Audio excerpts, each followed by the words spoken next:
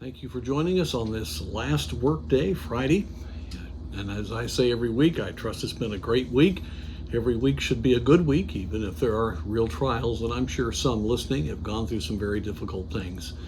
But God is so good. He'll take everything that occurs and use it for good.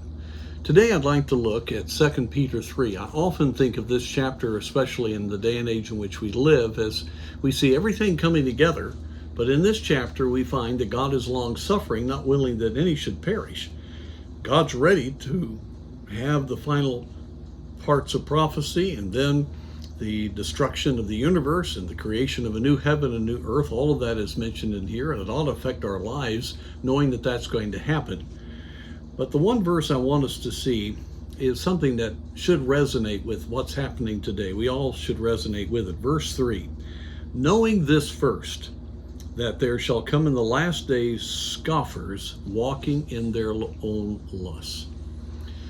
Well, we have heard a lot of the lifestyle of walking according to your own lusts in the last several weeks. This has been a time in which the lifestyle that God says is an abomination has been highlighted and celebrated.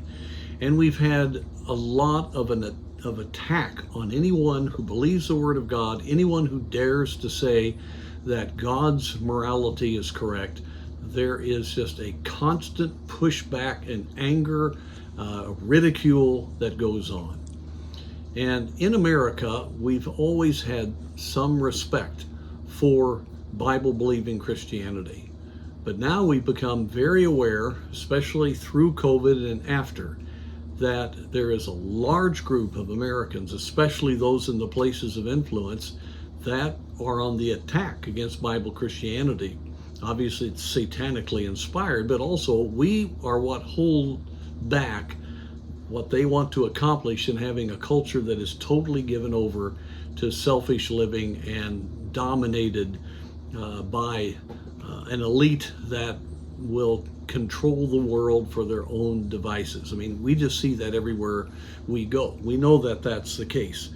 And so these scoffers sometimes can get under our skin. But remember, Old and New Testament, that's what was being dealt with all the time. People wonder, how could Israel go after Baal and Ashtaroth and those kinds of gods? Well, I'll tell you two reasons. Number one, that kind of worship allowed you to live a debauched lifestyle and made you feel okay about it.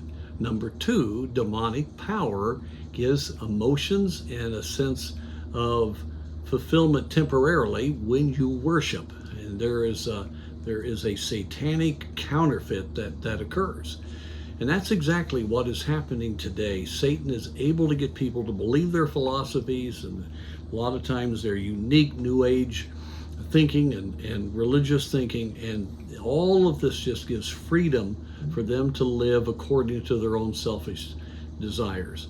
And so if you're just simply a Bible-believing Christian that believes the Word of God and believes that you should take it literally, you're going to find that there's ridicule there.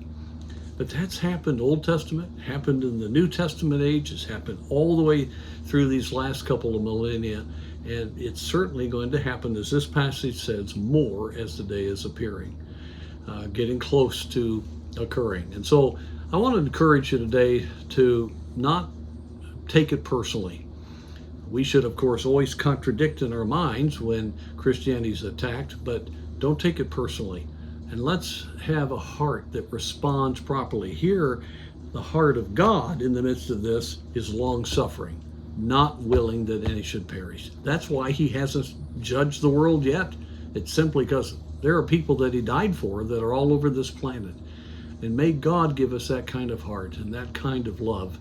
And that'll keep us from a bitter attitude and keep us with the joy of the Lord as we face things getting darker, but I think maybe even more exciting if we'll really trust him.